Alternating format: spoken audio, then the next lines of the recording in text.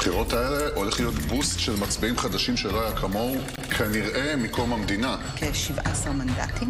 יש פה מעגל עצום שיכול להכריע את הבחירות, והוא שונה לגמרי מכל מה שהכרנו.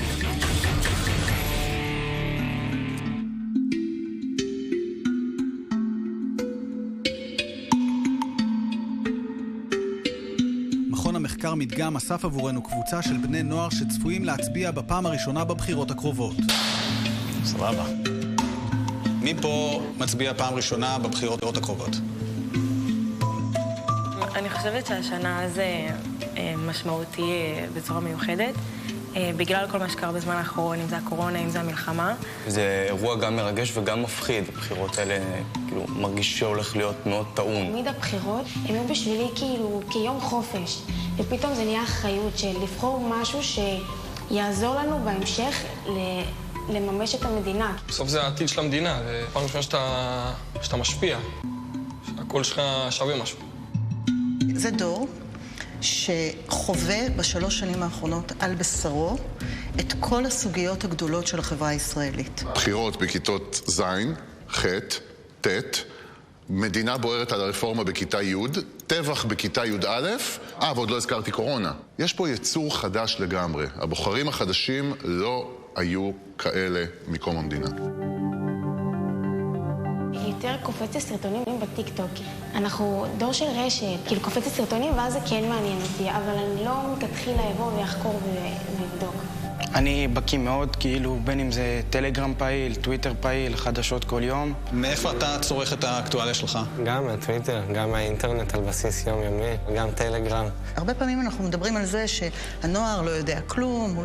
אני מאוד לא מזלזלת בנוער, ואני מאוד רוצה לתת את הקרדיט להרבה מאוד יכולות ומיומנויות, שיכול להיות שהדור שלי לא מבין אותם ולא יודע להפעיל אותם, ולכן אני גם לא יודעת איך הדבר הזה ייראה בסופו של דבר ביום הבוחר. עידן ההתנסות על הבוחרים החדשים, על הצעירים, על האלה שלא מבינים, על דור הטיקטוק, לדעתי נגמר ב7 באוקטובר בשעה 6:29. לא על היכולת לחימה שלהם, לא על הציונות שלהם, וגם לא על היכולת שלהם לבחור. הם יודעים טוב מאוד מה הם רוצים. כמה מכם יודעים מה הם מתכוונים לבחירות הקרובות? בוודאות. בוודאות לכרגע. אני אצביע כמו ההורים שלי. כאילו, החינוך שקיבלתי בבית נראה לי מאוד ישפיע על הבחירות שלי. יש פה מישהו שמצביע אחרת ממה שההורים שלו מצביעים. שמתי לב שאני והמשפחה שלי, אני פה והם יותר כאן. אתה כבשה השחורה מבחינה פוליטית? האמת שככה הם קוראים לי, כן, אומרים שאני כבשה שחורה. סבתא שלי ביקשה שאני אציין שמה שאני אומר לא מייצג את המשפחה, שכולם חושבים שונה ממני.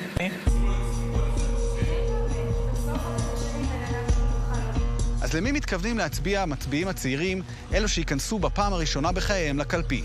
ערכנו סקר בשיתוף מכון המחקר מדגם, השווינו בין מצביעים באוכלוסייה היהודית בגילים 18 עד 21, לבין מצביעים מגיל 22 ומעלה. ביקשנו גם לבדוק עד כמה המצביעים הצעירים קרובים לדת לעומת המצביעים הוותיקים יותר, ומה הפער בעמדות שלהם בנוגע לנושאים הבוערים ביותר בחברה הישראלית, אלו שבוודאי יעמדו בלב הקמפיינים שישטפו אותנו אוטוטו. הליכוד היא המפלגה המועדפת ביותר על המצביעים הצעירים בפער גדול. כ-20% מהם מתכוונים להצביע למפלגת השלטון. הליכוד מובילים בפער כמעט כפול על פני מפלגות יהדות התורה ובנט 2026, שבהן בחרו כ10% מהבוחרים החדשים. כפי שאפשר לשים לב, יהדות התורה היא אחת המפלגות הגדולות ביותר בקרב הבוחרים החדשים. אחרי המפלגות הללו מגיעה עוצמה יהודית של איתמר בן גביר, ומשם הקולות מתחלקים די שווה בשווה בין יתר המפלגות. הבוחרים החדשים ימנים יותר. 74% מהם מגדירים עצמם ימין, 25% מהם מגדירים עצמם מרכז-שמאל, כשאצל הבוגרים 68% מגדירים עצמם ימין, ואילו 32% מגדירים עצמם מרכז-שמאל. נקודה מעניינת, 14% מהצעירים מגדירים עצמם ימין מאוד, פי 2 מהאוכלוסייה הבוגרת, רק 7%. וכמה מהבוחרים החדשים מגדירים עצמם שמאל? 40%. 40%. 40% מגדירים את עצמם שמאל? כן. 15? 20. 20%. אתם רוצים לדעת את התשובה האמיתית? 5%. באמת? כן. יש פה מישהו שמגדיר את עצמו שמאל, שמאלן? וואו, זה כיף. לדעתי זה, כאילו, הדעות פשוט הצטמצמו במפה. כאילו, השמאל נדחק. כן. לא, בנוער הימין יותר חזק בכמה רמות. כשההורים שלי ילדים גדלו על שיר לשלום, ושתהיה גדול לא יהיה צבא, וילדים היום גדלים על חרבו דרבו וישר לכושר קרבי. היום יש יותר הקצנה של זה. פעם כאילו חלמנו על שלום, והיום אנשים כבר יותר נחיה תחת חרבנו. אתם מסכימים איתם זה לא מה שהיה פעם. כבר נכנסו לנו לבתים. זה הפך להיות משאיפה לשלום לשאיפה לביטחון, כי הם לא מעוניינים בשלום. אי אפשר בדיוק לקרוא לזה ביטחון שכל יום יש לנו הותר לפרסום ונהרגים חיילים. שאיפה לשלום והשאיפה לביטחון הן לא שאיפות סותרות. מהסקר עולה כי הצעירים נוטים בבירור לכיוון הקואליציה. 59% לעומת 41% לאופוזיציה. ביחס כמעט הפוך להתפלגות המנדטים לפי הסקרים. הקואליציה עם 52, האופוזיציה 68. ומה בנוגע להתאמה לראשות הממשלה? נתניהו מרחיב את הפער 43 מול 35 במקרה של בנט. אצל הצעירים קיימת העדפה ברורה לנתניהו. 49% מהצעירים מעדיפים את נתניהו כראש ממשלה, פי 2 מבנט, שאותו מעדיפים כ-24%.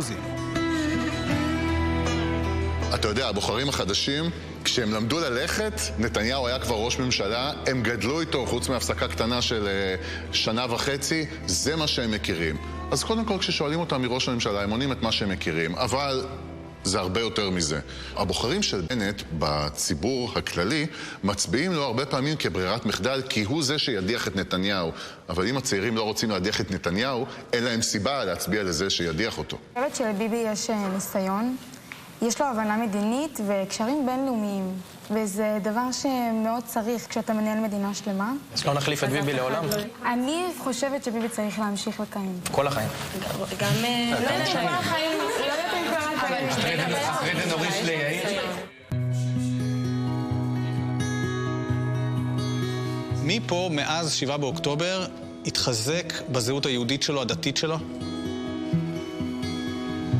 בעקבות 7 באוקטובר יש סנטימנט כללי של התקרבות לדת, וביקשנו לבחון את זה בקורלציה לבחירות המתקרבות. ועל כן, ודאי לא תופתעו לשמוע שהבוחרים החדשים הם גם דתיים יותר.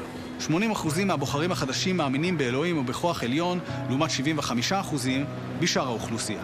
56% מהבוחרים הצעירים מאמינים בביאת המשיח, לעומת 51% בשאר האוכלוסייה. רק 14% מהבוחרים החדשים לא מקיימים שום מנהג יהודי, כשהמנהגים הפופולריים הם לצום ביום הכיפורים, לערוך קידוש ולשמור כשרות. אגב, הבוחרים החדשים נוהגים לנשק מזוזות בפער ניכר מיתר האוכלוסייה. על איזה מנהג יהודי מקפידים הבוחרים הוותיקים יותר? לא לדבר לשון הרע. הבוחרים הצעירים פחות מעניין אותם. הבוחרים החדשים לא מתנצלים בשום נושא שקשור למסורת. הם אומרים, מזוזה, אנחנו יותר מנשקים מאשר מבוגרים, ויותר צמים בכיפור ויותר שומרים כשרות.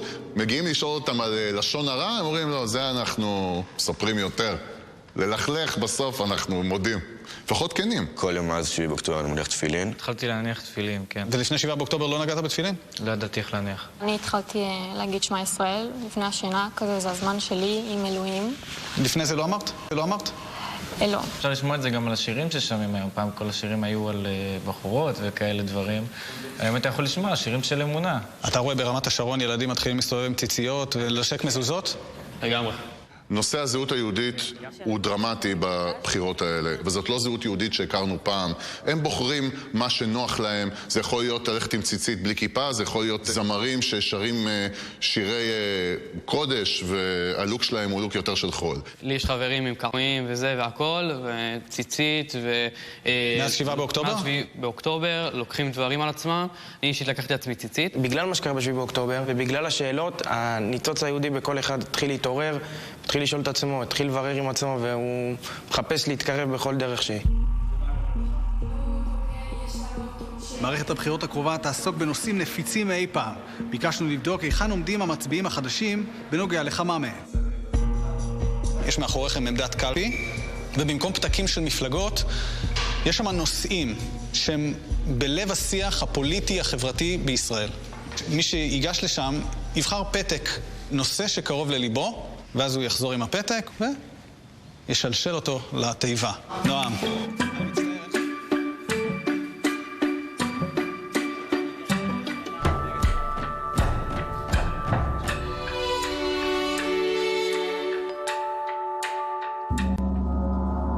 בעניין משפט נתניהו זה מתחלק כמעט שווה בשווה, כי 38% מהמצביעים החדשים מאמינים לטענת ראש הממשלה שתופרים לו תיקים, לעומת 36% שלא מאמינים. בקרב האוכלוסייה הבוגרת, הפוך, יותר מצביעים, כ-46%, לא מאמינים לטענת ראש הממשלה שתופרים לו תיקים, ומנגד, כ-35% כן מאמינים.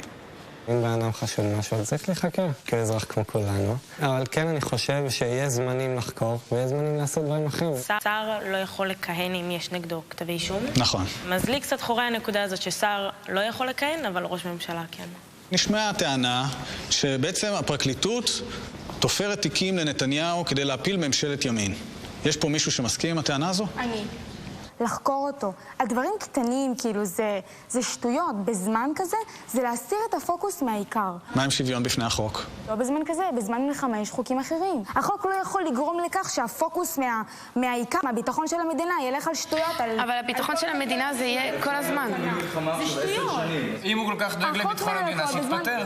למה שיתפטר? מה זה למה? הוא מואשם בפלילים. רואים שהתיקים האלה מתפוררים. משפטית התיקים האלה לא קורסים, זה פשוט לא נכון. למה? בבקשה. יאללה.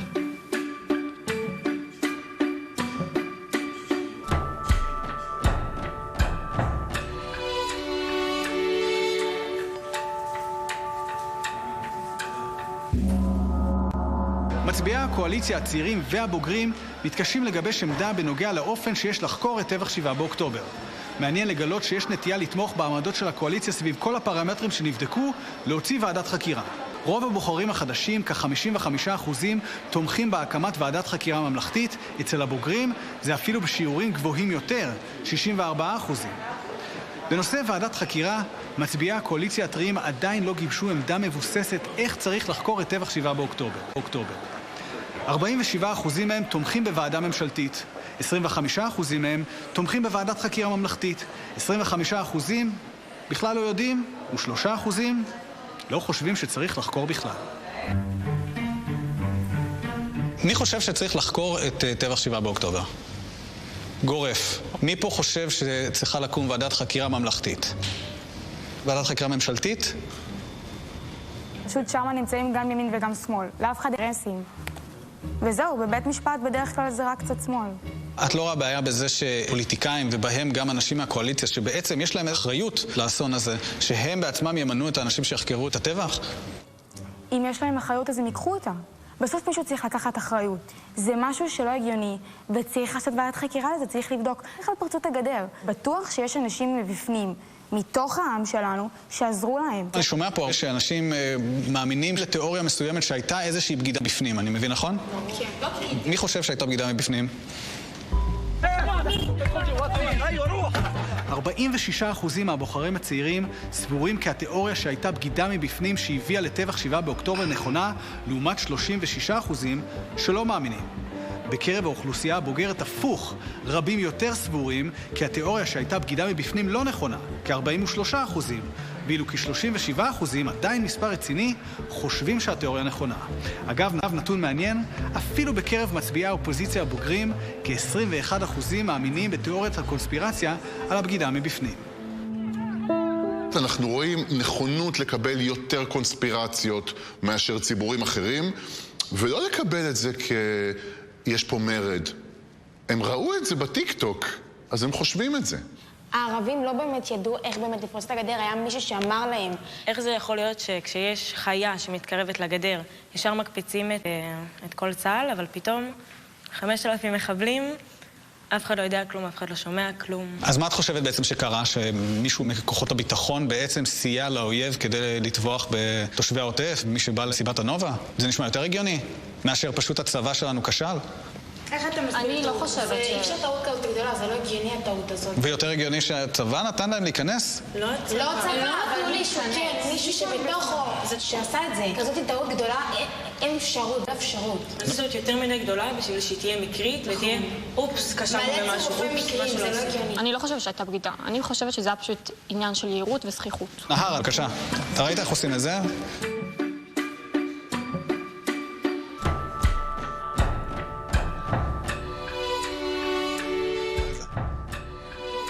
עושה קלוזאפ גם על הקעקוע. גם בקרב המצביעים החדשים וגם בקרב המצביעים הוותיקים, קטרגייט זה כמעט נון אישו. 40% מהמצביעים החדשים אומרים שזה לא ישנה להם דבר, ואצל הוותיקים אפילו פחות, 30%. לפרשייה הביטחונית החמורה שהייתה חזק בכותרות בשנה החולפת, אין כמעט משמעות אצל הבוחר. שמעת על קטרגייט? לא. על השם אלי פלדשטיין, שמעת? מי? רב אלי פלדשטיין, בעודו משמש כדובר צבאי בלשכת נתניהו, דברר את קטר. מי ששמע על קטרגייט, עד כמה זה ישפיע על הבחירה שלכם? ישפיע מאוד. ישפיע על הבחירה? ברור, א' כל זה כבר פוסל לך אופציות. אתה רואה את הדבר הזה ואתה כאילו בהלם. איזה אופציות זה פסל לך? את הליכוד זה ירד מכל מקום, גם אם נתניהו בא, לא בכלל מתכוון, זה מבחינתי כמו להצביע על המשותפת. עד כדי כך? אני אומר, כן. קודם כל, בהגדרה קטר היא לא מדינות אויב. מה שאומר שכן אפשר לעשות עסקים עם קטר. מי שנמצא עם קשר עם קטר, שהוא הפעולות המקצועיות שלו הוטו בעקבות הקשר שלו עם קטר, צריך ללכת לכלא. אבל זה לא ישנה את ההצבעה שלך. כן, זה לא ישנה את ההצבעה שלי. קטרגייט נכנס לבית הקברות של הנושאים לבחירות מיד אחרי משפט נתניהו, מהסיבה הפשוטה, זה מוחל כבר בבוחרים. מי שהיום בסקר שלך אומר אני מצביע ליכוד, הוא יודע על קטרגייט, הוא יודע על משפט נתניהו כבר 5 או 6 מערכות בחירות, זה פשוט מוחל בפנים. מי לא הלך? ריבה.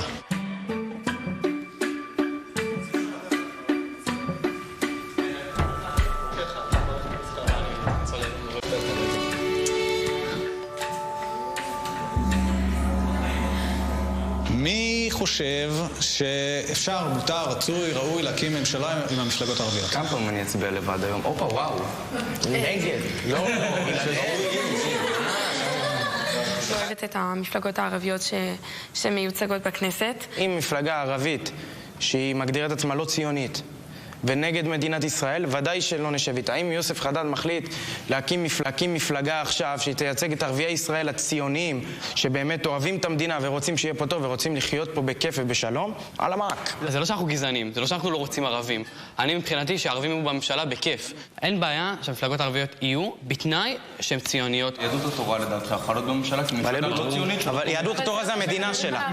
מפלגה לא ציונית שלא תומכת. יהדות התורה זה המדינה שלה, הם יהודים, זה המדינה שלהם. 20% הם פה כי יש להם סיבה למה הם פה. אי אפשר לשאול אותם לערבים. בסוף הערבים, המפלגות הערביות היום תומכים במחבלים. מנסור עבאס זה האחים המוסלמים. כאילו, איך אפשר להשוות ביניהם לבין היהדות התורה? אני חושבת שכאילו... אוקיי, בבקשה, חלוץ. תבחר טוב.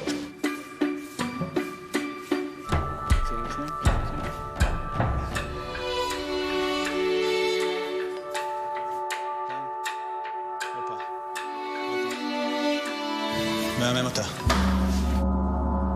הנושא הענפי יותר, חוק הגיוס. כמעט 60% מכלל ציבור המצביעים הוותיק לא יצביעו למפלגה שתתמוך בחוק שיביא לפטור של חרדים מגיוס לצבא, לעומת כ-23% שכן יצביעו. הופתענו לגלות שכ-33% מהצעירים, בהם רבים שמשרתים בצה"ל, מעידים שהם מוכנים להצביע למפלגה גם אם היא תפטור חרדים מגיוס, על אף שדמוגרפית החרדים הם רק כ-16% מפלח האוכלוסייה הזה. בקרב מצביעי הליכוד הבוגרים יותר יש פיצול של ממש. כשליש יצביע למפלגה גם אם היא תתמוך בחוק שיביא לפטור של חרדים מגיוס לצבא, שליש לא יצביע, ושליש יושב על הגדר לא יודע מה לעשות. זה הנושא השנוי ביותר במחלוקת בקרב מי שמתכוון להצביע לליכוד, ושם יכוונו מפלגות האופוזיציה בקמפיינים שלהם. אם האופוזיציה תשכיל לשכנע שהיא באמת תביא לשוויון בנטל ולא משתמשת בזה כתרגיל פוליטי, זה הקלף שלהם. נושא הגיוס בהחלט יכול להיות מה ששובר את גוש נתניהו. אף אחד לא שווה פחות מאף אחד אחר.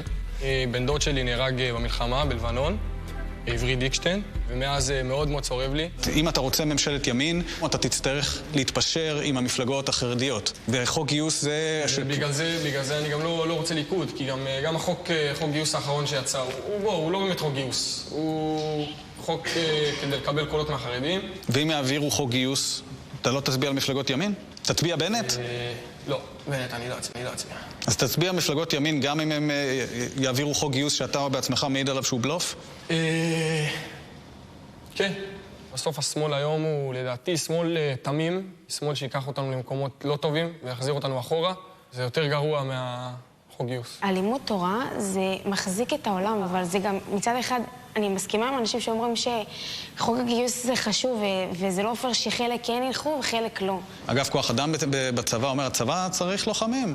שהוא לא באמת יושב ולומד, אז כן, אני אומרת לו, תלך ותתגייס. כן, צריך להיות חוק גיוס עדכני, לא כמו שעכשיו, אבל מצד שני שגם כן יהיו את התנאים בצה"ל שמתאימים לאנשים דתיים ואנשים לומדי תורה ביום-יום. לפי דעתי, חוק גיוס זה דבר שהוא קו אדום. כאיש ימין, למי אתה יכול להצביע בעצם? אני מחכה לקולות חדשים, אני רוצה אולי שעופר וינטר יתמודד, אני מקווה מאוד שיפתח מפלגה. עופר וינטר, כן. עופר וינטר זה אבנר. אני גם מסכים איתו. עופר וינטר? אני מסכים איתו. הייתי מצביע לציונות הדתית אם זה לא היה סמוטריץ'. עופר וינטר זה שם רציני מאוד. שהייתה שיחה משמעותית, ושאני אומר זה מבסוט, כאילו, בעצם השיחה הזאת, על כל החבר'ה פה, אמרתי שאני לא מסכים איתם, נגיד נער, בסדר? דעות שונות, בסדר? אני מאוד מעריך אותו. כמו שבנט אמר בממשלת השינוי, רוב העם מסכים על רוב הדברים, ולכן אפשר להתאחד ולהצליח ברוב הדברים. עכשיו, לכל עם ישראל זה דף חדש, מתחילים מחדש, התחלה חדשה. לדעתי, התחלה חדשה זה גם ממשלה חדשה ומנהיג חדש. צריך להפסיק גם עם המחלוקות האלו, כי בסוף המחלוקות לא הביאו אותנו שום מקום. זה לא עוזר.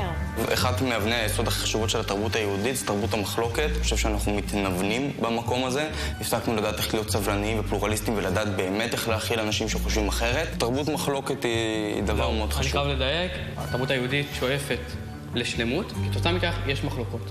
זאת אומרת, המחלוקות באות להביא אותנו לשלמות הזאת, לידיעת האמת. בניגוד לפלורליזם... עכשיו על פלורליזם זה לא הגדרה של זה. כן? כן. סבבה. אתה לא יכול להסכים עם נער על כלום. אפילו על זה ש... אפילו על המקורות היהודיים, תראה איך באתי לקראתך. בסדר גמור.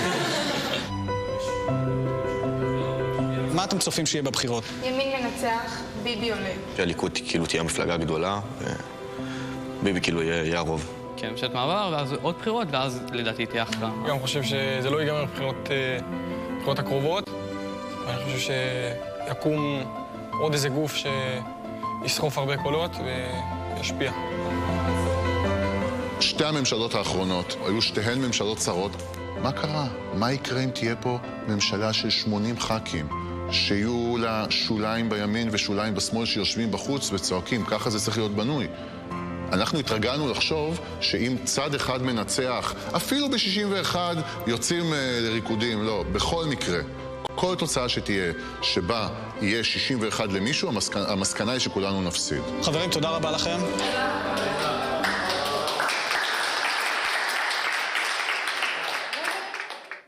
נגיד כבר עכשיו שהכי חשוב שכולם